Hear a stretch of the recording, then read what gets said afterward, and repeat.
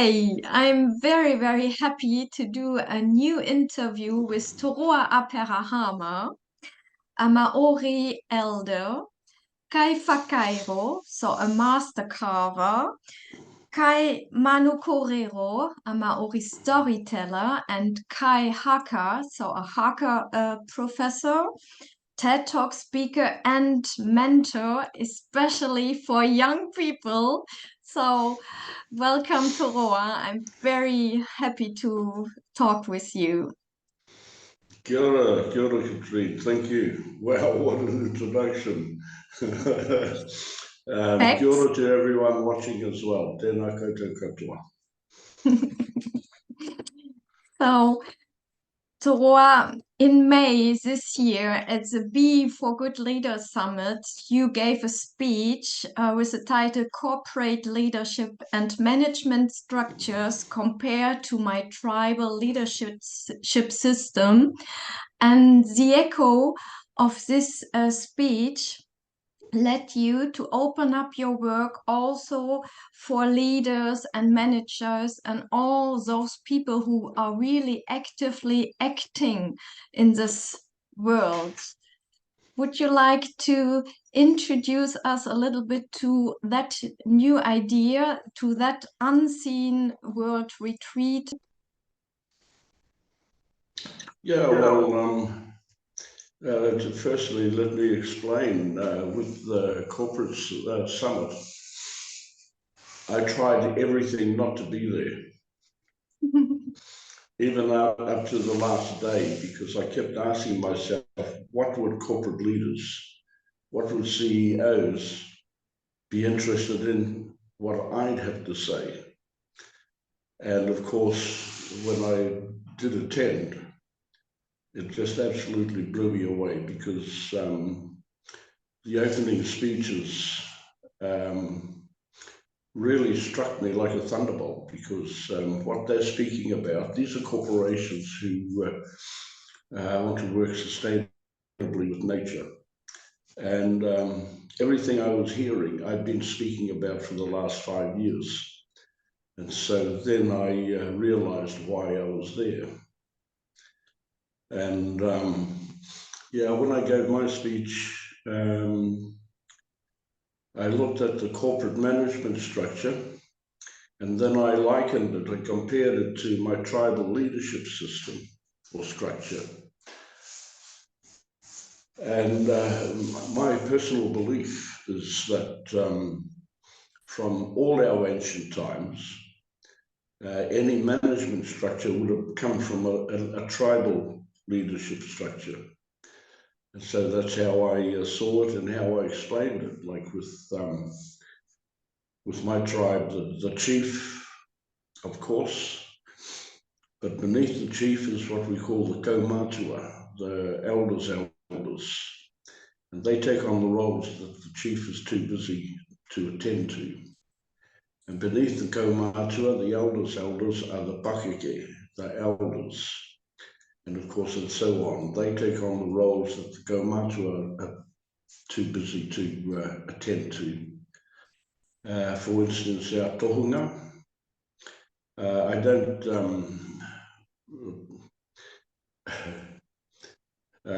in today's world,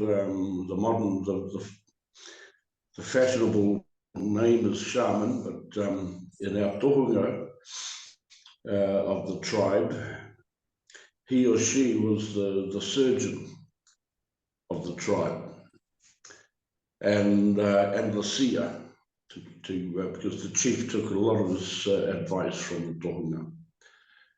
The medicine man and medicine women, they were the doctors and the nurses of the tribe.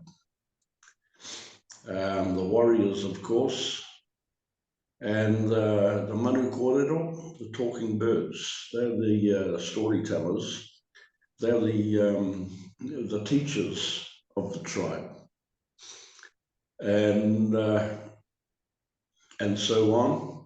And our ringawera, that encompasses the kitchen hands, the cooks, the workers, the cleaners, the volunteers. But every leader of that particular level earns the right to the title. And so the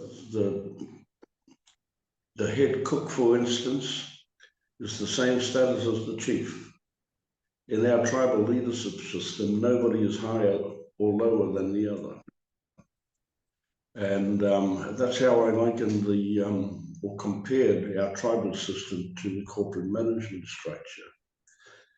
And looking at the good things that could come out of it. And in my speech, I actually asked CEOs, imagine if a CEO of a huge corporation didn't use his toilet at the top of the tower, but went down to the bottom to use the toilet that all the staff use. And if he or she spent, a genuine half hour talking to the toilet cleaner, for instance, can you imagine how inspirational that would have been for the toilet cleaner? And that brings in an unseen world of the toilet cleaner having new inspiration of actually earning the right to either be the head toilet cleaner or to be the head worker, or etc., etc.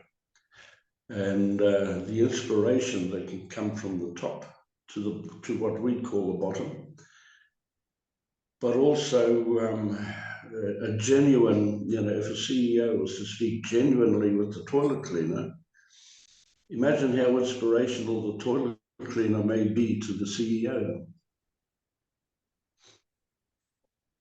And when you said that each particular area has a leader, that means also everybody on his or her own level or in his or her own field can be a leader. Yes, but see, the biggest difference with the leadership structure or leadership in Maori culture is that in the Western world, the leader will say, I'm the leader, follow me. Whereas in our tribal world, the rangatira, the leader, will ask the people, how can I serve you? That's our concept of leadership. And for instance, if we had a great victory or overcame a great challenge in the tribe, whether it was a battle or overcoming anything, our great leaders would move to the back and allow the tribe to say to each other, didn't we do good? Didn't we do well? Didn't we have a great victory?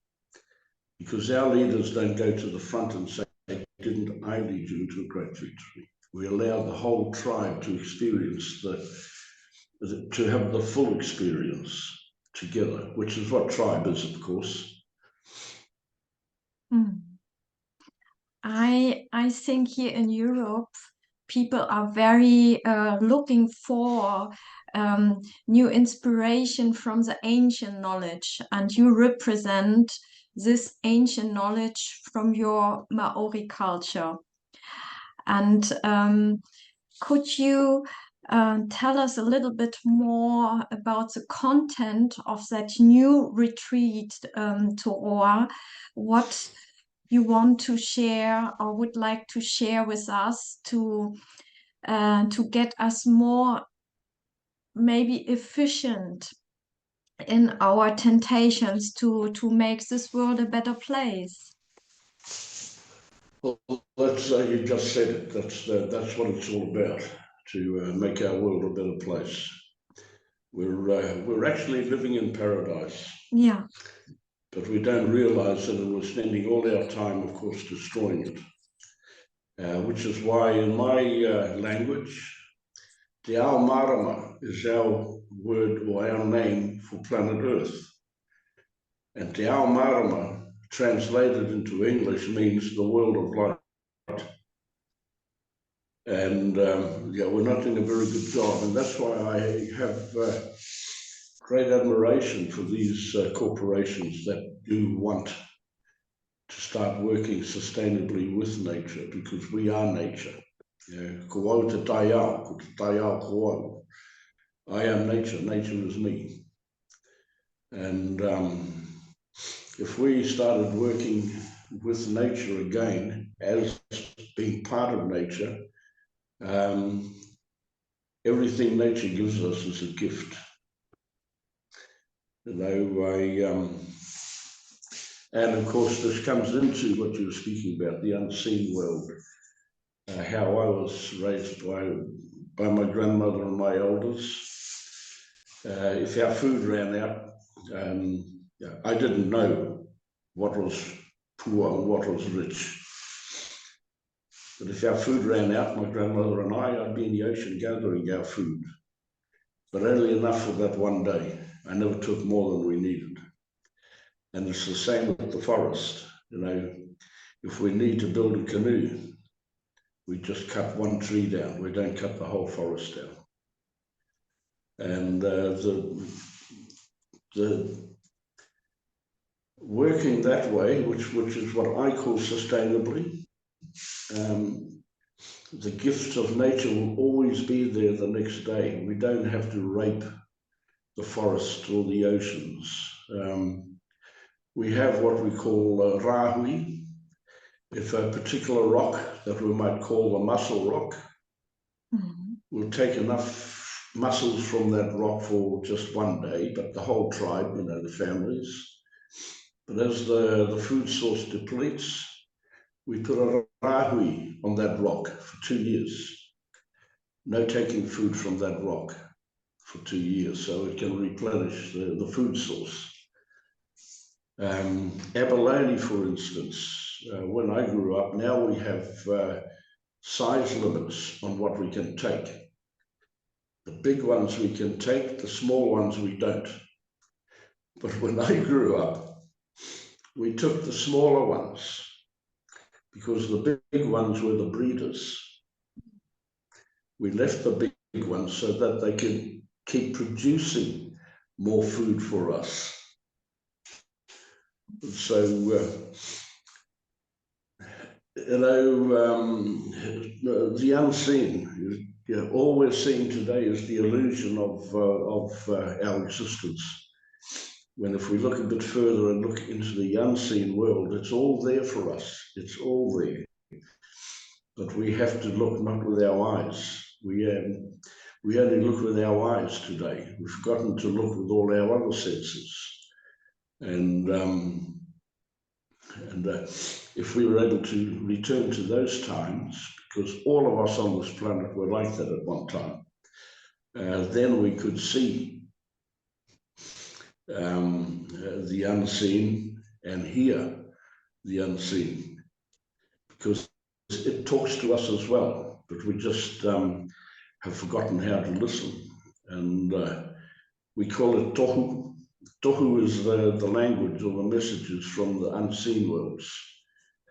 And it could be the cloud formations or the birds or the insects or the trees, etc., etc., and the ocean, of course. But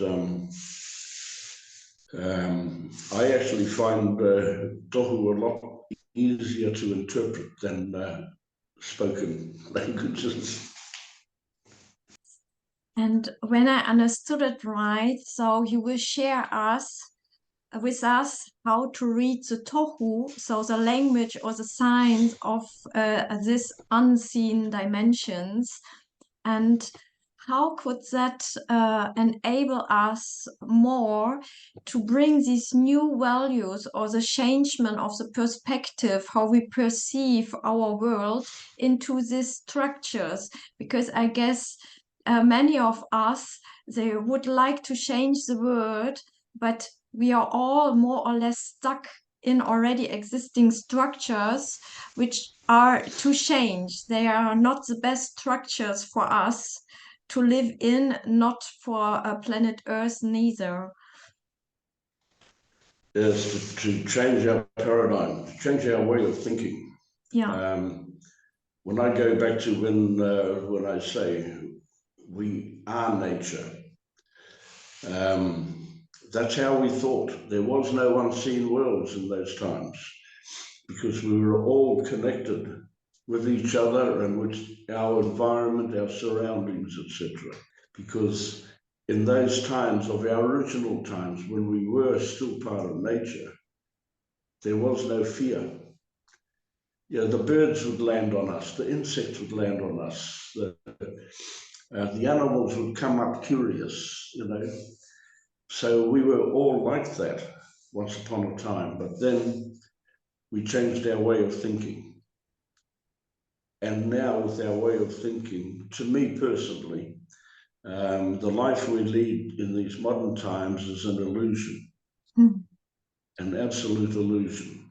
And of course, once it becomes an illusion, we start seeking what we'd like, and we start seeking more and more and more, not remember or forgetting that everything we want is directly in front of us. But we're not looking in front of us, we're just looking at what we'd like, which is more and more and more, of course. And so that's to bring in that saying again, to change our way of thinking, to return to how we were. Sadly, I believe with us humankind, because of the illusion, we're going to need a big kick. I can't say it properly, I suppose, but we're going to need a big kick up the behind to make us actually wake up and realize we've gone too far. That's how I personally see it. And then once we can return to how we once were, well, then the fruits are there. As I said at the summit with corporations, it's not a sin to make profits, but it's great how they use those profits. What I see in this world is there are many, many very conscious people outside who are really seeking to new values, or to try, they try to live new values and to bring these new values into our society, in our daily lives, into these already existing structures. But most of them, they have this mental understanding. We need different values. We need a different manner to move on and to behave here, in between us, the human beings, and of course with Mother Earth. But what I fear is this is a mental understanding, and then we do not know how to apply these new insights, and really to make this shift, or this turn of the paradigm, and really to effectively change our reality. That's it. It's like anything. Those like us, and there are many like myself as well, there are many like us on the planet. Yes. But in today's society, we're the ones that are odd. And if people in today's society don't understand something, they'll fear it. And most times when somebody fears something, normally later on there'll be an attack. Because those like us, we've changed our way of thinking. But the majority of society is still working with how we think today. And all our problems today could be solved like that if all of humankind changed our way of thinking. And that's why it was so heartening for me to listen to these CEOs, because again, myself personally, I'm only one man. If I reach one person, I've achieved a great result. in my eyes. Can you imagine if a CEO or a corporation achieves something great to actually change the way of thinking? That corporation wouldn't reach one people, that corporation would reach millions of people. And now that becomes those roles of responsibility. And, you know, for a corporation to achieve that, that's a huge role and a huge result.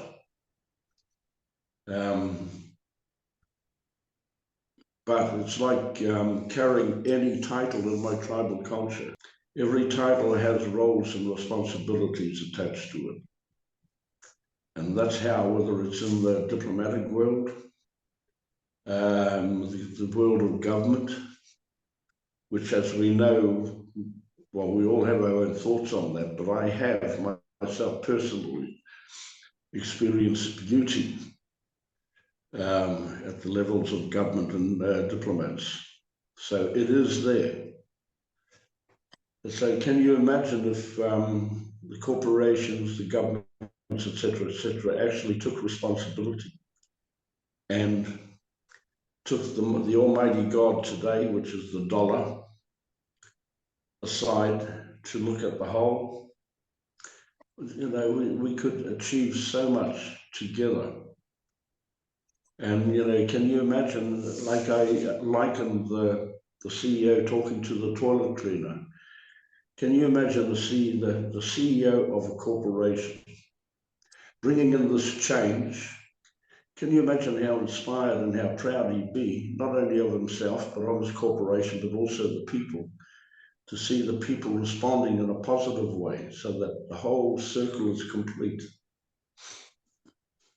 And what I would like to mention, when we are connected to these unseen dimensions, because everything we have here in this manifested world once came from these unseen or invisible dimensions, and we created and manifested it here in our world. And when we are connected and use this source, the unseen dimension, we have a greater impact, because this is bypassing all the mental, human-like reasoning. And I think that could be a key you could share with us in that retreat.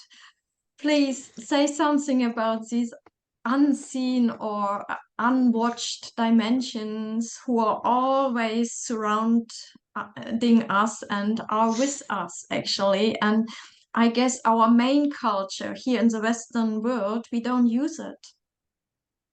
We've, yeah, it's gone. And from, like I said, what we were once all connected to became unseen. For instance, the hunt. The hunt was equal. We had the same senses as the animals. You know, one hunt may be unsuccessful and the animal will eat us. The next hunt may be successful and will eat. It's all a matter of balance. But also, we invented the crane to lift heavy objects, for instance. And so, of course, we lost the natural ability of how we lifted heavy objects. Now, this is a true story I'll tell. There's an old chief. He's the caretaker on an outer island of a Pacific nation called Vanuatu. And he's the guardian of the grave site of an ancient chief, which is high up on the top of the hill. And a white man had visited him, because on this grave site, on each corner, are 40-ton blocks of volcanic rock. And the white man asked him, how did you get those blocks of volcanic rock up there from down here? And of course, the chief thought he was absolutely stupid to ask such a question. The chief said to him, we tie a rope around the rock. We sing, the rock walk. And so that's one of the major abilities we've lost, is to, because we invented the crane, to take over a role that we had a natural ability for. It took me years to understand that story, Toroa, because for me and my Western mind, this story is so unbelievable and inimaginable. It took me years to accept the story. But it is a perfect story to demonstrate the power we have lost through this disconnection from these unseen dimensions. But for us, the Western-minded people, that is something to really accept this story. Of course, of course. Myself as an Indigenous man, we see things through many different dimensions, whereas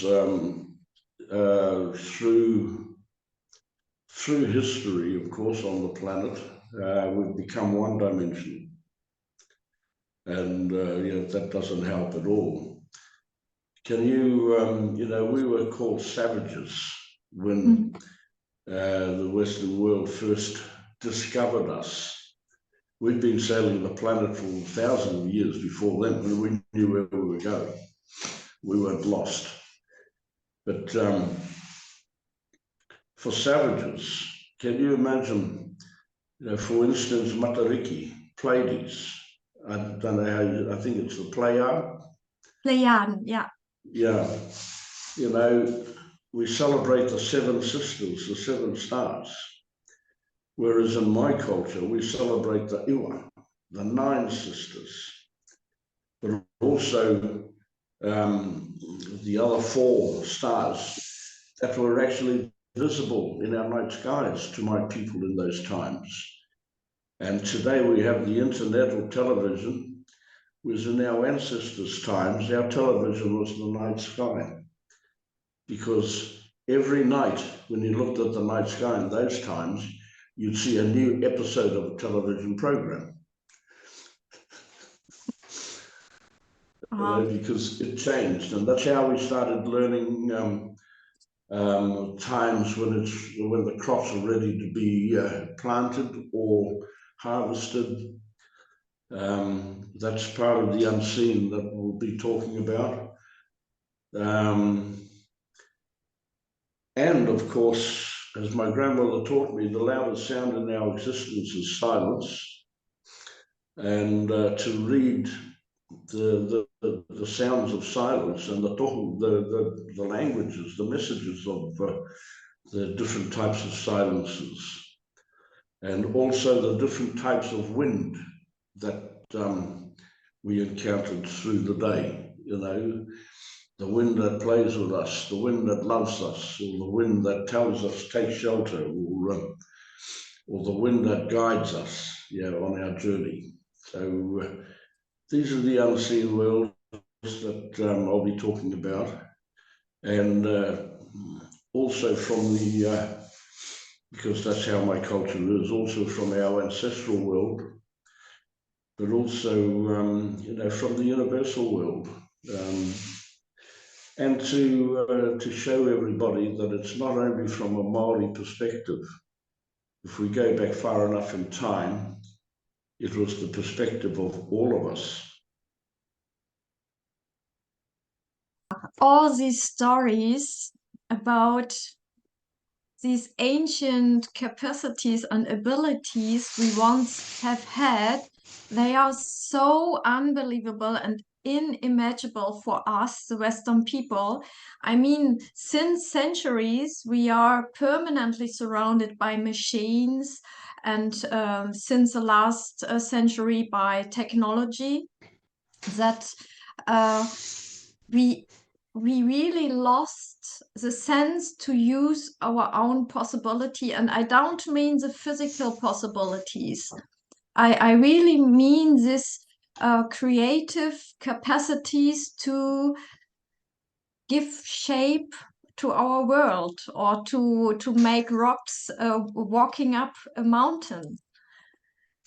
Well, it's sound. My grandmother was the last of our female tohunga in my line. And the healing she taught me were our ancient healing chants, spoken in my old language. Because the language has vibration and energy. That's what language is. And this was before the discovery of plant medicine. To mend broken bones or to heal disease or sickness. But with us it also covered ancestral and spiritual healing as well as emotional healing. And so a lot of us, as you've experienced during my haka workshops, sound produces a lot of responses, reactions, results. And then, of course, nature gifted us all our medicines.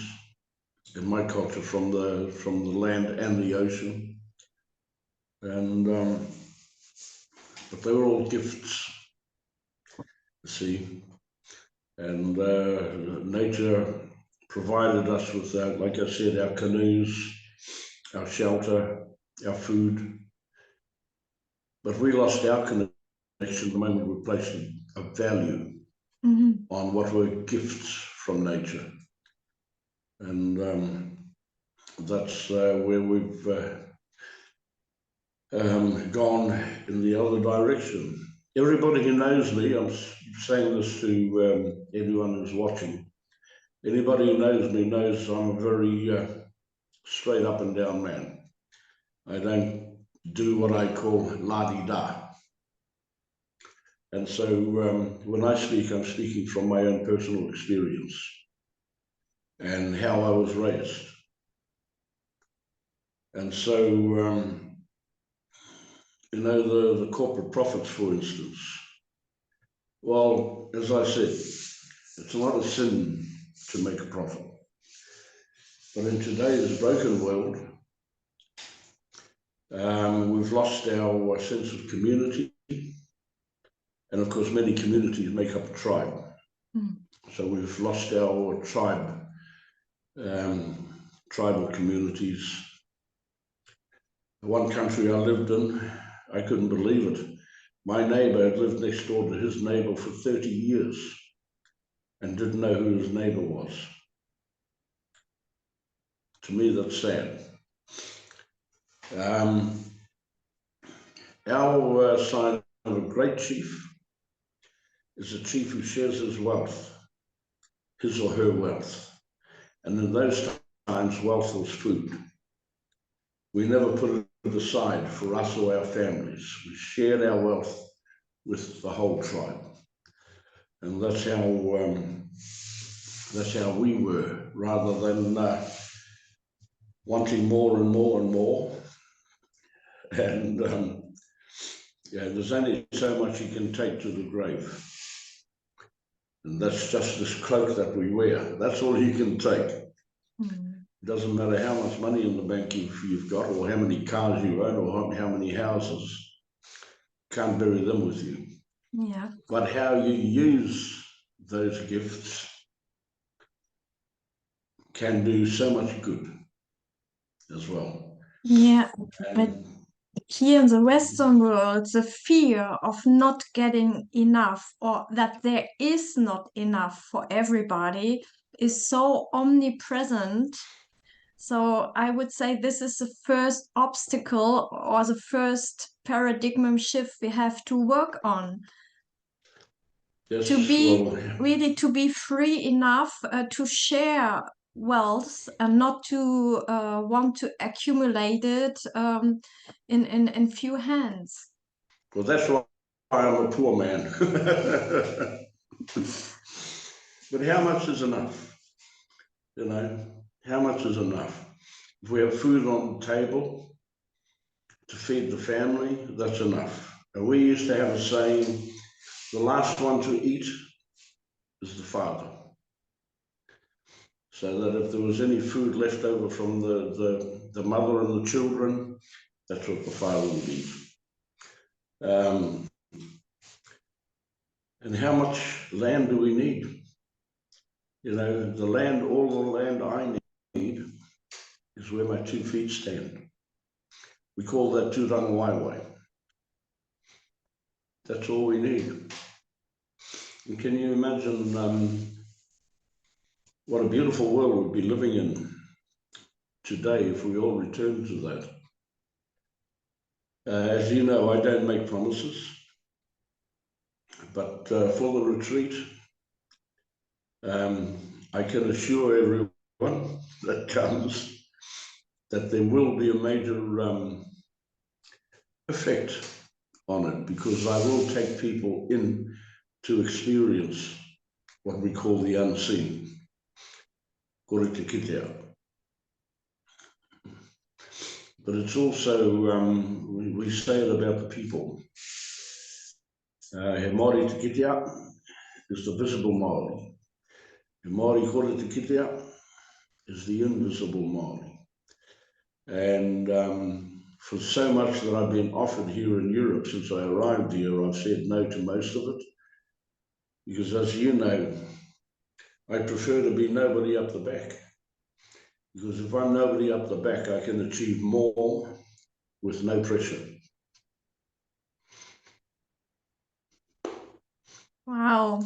I guess many, especially those people who are watching this interviews, they are dreaming like me about this paradise we are in, and the absence of fear, what would allow us to share easily and to let the love circulate between us and Mother Earth and all the creatures around us without limit, because we are relieved from that fear, what keeps us stuck in our own little individual lives, and what keeps us also rulable by a bigger profit interest, and to cut this dependency, maybe we could learn to gain more inner strength by connecting us with the invisible or unseen dimensions. And not only that, in this Western Hemisphere, since years, there's also this think bigger, or we start to realize that we think too small very often. How to say, in this retreat, you will share with us that real think big and reclaim your ancient abilities, and then go back in this already structured world. But I guess the impact, when you can bypass all this mental blah blah blah, because you are connected with this unseen dimensions, that is the key you will share with us in that retreat. Am I right? Yes, yes. You spoke about the fear. Yeah. Everything in our existence is based on balance. Mm-hmm. And fear cannot exist without fearless. But we look too much at looking at the fear, we forget to turn our heads and look at the balance. That's been conditioned, though, I must say, conditioned into us. And everything has balance. And for instance, in the retreat, I perform what we call rāranga, which is the weaving of everybody's energies into one energy. Then I can hold them for the whole workshop, for the whole retreat, and everybody's in a space of safety then.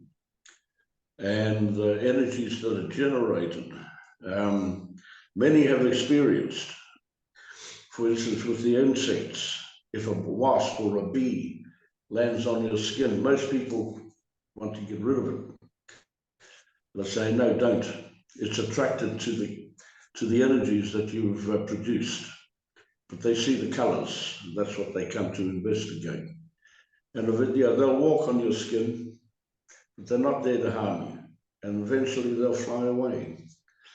That's how we once were, perfectly in balance with all living things, as they were with us. I will give the people an experience of these, what we call unseen worlds. He spoke about the rocks, etc. I believe today, with the human brain, we're only using 10% of it. Very soon we'll be using even a smaller percentage as we continue to invent things to take on the roles that are a natural ability for us. So can you imagine if our brains were able to be even 30 or 50% what we could achieve? And is there a big inspiration when you talk about balance, that we are watching too much to one pole, maybe the disaster, the destruction of Mother Earth, the lack of love and comprehension and empathy between the people? Can you shift us into the opposite, to work and be and act more from that energy of the good? Maybe we forget that this is also a time of big chance. Of course, and yes, during the retreat that will be experienced. Okay. Otherwise, I'm not doing my job properly. And one of the nights, I'd like to take the group out into the forest and to listen to what we term an unseen world, but to listen to the world out there and to explain or describe its vibrancy, you know, and it's still there. Mhm. We're not destroying our Earth Mother. We're destroying ourselves. We should be so thankful, because she doesn't need to sneeze. She only needs to cough, and we're gone. You know, forget about potential nuclear war and all that. Our Earth Mother could show us, you think that's power? I'll show you power. Because we need her, and we need the rest of nature, which we were once part of. But because we've separated ourselves, they don't need us. You see, so we must save ourselves, and that's, to me, myself personally, because I've changed my focus, as you know, it's the young people and the children who can teach us to save ourselves. We can't. Mhm. But we must listen to them. We must ask them, because they're the ones. You know, when the young people look today at what we be leaving them, we're leaving them nothing. And then once we start seeing the young people how they will be behaving, we'll be blaming them and not ourselves. You see, so my passion is for the young people and the environment, of course, but all for our good, because we need it. And there's some of us, myself for instance, what is a dream for many people and most people on the planet, I grew up in that dream. I grew up in an unpolluted world, whether it's unpolluted nature or unpolluted mind. Ah. And so I would just say this retreat is for young and Yes. older people, also to reconnect and link the generations and old and new knowledge together, as for the toilet cleaner up to the CEO, because there is no judgment. Everybody can be a No. leader on his or her level. And the CEO could not do his work if there would be no toilet cleaner. So it is all a value, and the same value. It's just actually the CEO has more impact, direct impact in this already materialized and structured world. So this retreat is really for everybody who really wants to act and change this world into a better place, and for those people who are tired only to talk and discuss, and who are really taking back their responsibilities, and to live and act for a change we need here, and to recover this paradise we are really in. And for me personally, I kept this dream my whole life, but I buried it under judgment, like, oh, it's only fantasy. And then I met you, Toroa, somebody who lived that dream and who showed me this dream is not an illusion. This dream is feasible. This dream has already exist here on earth, and it is accessible for all of us. And that is my motivation, and why I'm so grateful for all your work you're proposing us, Toroa. And really, I I would love to see everybody in this retreat, just really to get this reconnection done for everybody of us, and to really to transform, if it is possible, like this world into a better place for us, the people. Because yes, I believe you that Mother Earth, she doesn't need us, and she can get rid of us very fast, and we have to save ourselves, or at least think on our children, the next generations after us. Yeah, that's what I find really, really sad. Because in my ancient culture, we were brought here to this planet as guardians, Mm-hmm. and we're destroying her, or destroying ourselves, as I should say. But yeah, it will be an eye-opener for many, or for some, I'd say. And that's why I like the smaller groups, because we can spend time, one-on-one time, and go into more in-depth conversations and Into explanations and all that. experiences. What I understood is that you will really guide us and propose us a direct experience. Yes, the completeness, as my old people said, to know our future, look to our past.